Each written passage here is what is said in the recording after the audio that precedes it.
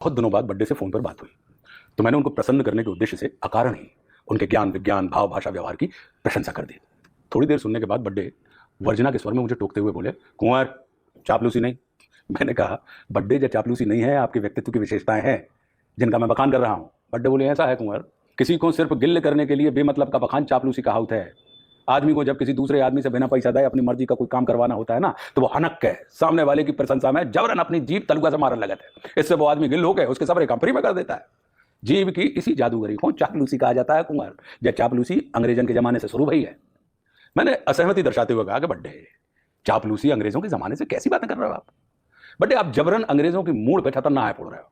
अरे जा क्रिया तो अंग्रेजों के आवे के पहले से चालू होती भाई।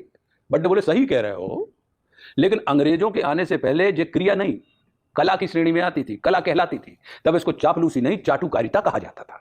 मैंने हंसते हुए कहा, लेकिन बात तो ये कही है बड्डे। बड्डे बोले, बिल्कुल नहीं है, दो ही एकदम अलग अलग हैं। जिस भी शब्द में कार जुड़ जाता है फिर वो कला की श्रेणी में आ जाता है। कार यानी बनाने वाला, जैसे कुंभकार, स्वर्णकार, कलाकार, पत्रकार, वैसे ही चाटुकार। मतलब जो आदमी गधा को घोड़ा, चूहा को शेर, चिटिया को हाथी बनाने की कला में चंट होए उसको चाटुकार कहा जाता है। चाटुकारिता तो अपने राजे महाराजों का शौक था कुमार। उनको इस कला से बहुत मोहब्बत थी। इस कला को बढ़ाने के लिए राजे महाराजों ने अपने दरबार में किस्म किस्म के कलाकार पाल पोस कर रखे थे। जे लोग उनकी कमजोरी को ताकत बना के पेश करते थे।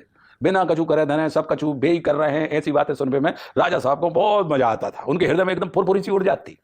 राजा साहब ने भला ये चिरैया ने मारी हो, मानो जे लोग माने चाटुकार चौतरफा ऐसी बमचक मचाते थे कि राजा साहब को खुद ही लगने लगता था कि असल में बेई हैं जो पूरी धरती को अपनी मूड पर धरे हैं और जस दे रहे हैं शेषनाग भगवान को।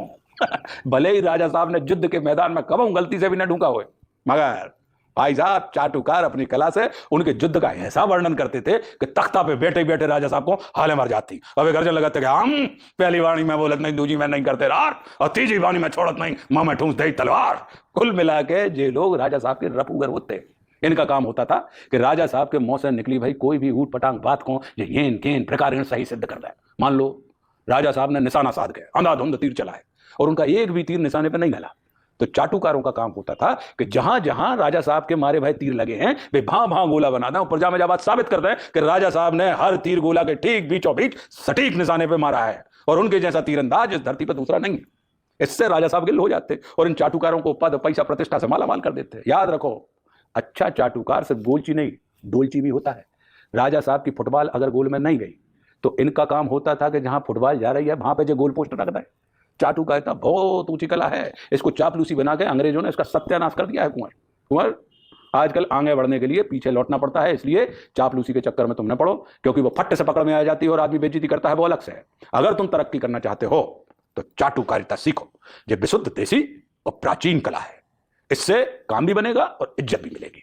इसको होशियारी से करने वाला व्यक्ति चंट, चतुर, कुशल कारीगर के नाम से समाज में प्रसिद्धि पाता है। अच्छा सुनो, जे ऑनलाइन क्लास आती तुम आई तो हमारे खाता में 2000 रुपया डलवा देना, काहे से फ्री का ज्ञान फलता नहीं है।